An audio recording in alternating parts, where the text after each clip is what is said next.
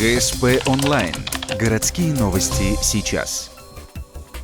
Четверг, 9:25, поселок Водный, школа номер 14. На днях ученики вернулись из экскурсионного тура партизанскими тропами. Специального отбора не было. Посетить памятные места смогли все желающие. В познавательное путешествие отправились ученики 7, 9 и 11 классов. 10 парней и девушек в сопровождении замдиректора школы. По совместительству классного руководителя будущих выпускников. Эта поездка приурочена к 70-летию Победы в Великой Отечественной войне.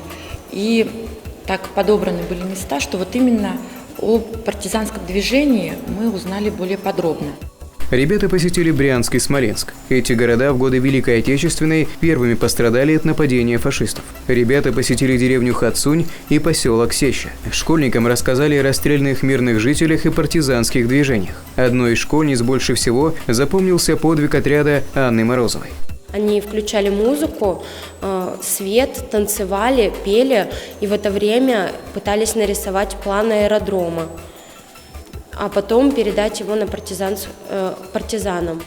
Кроме познавательной программы, ребята прошли квест. Девушкам и парням раздали карты с зашифрованными объектами. Задания выполнялись на время. После школьникам вручили шелковки, удостоверения, как в годы Великой Отечественной войны. Как считает Светлана Васильева, такие экскурсии и квесты очень важны. Ребята должны знать и чувствовать патриотический дух героев нашей страны.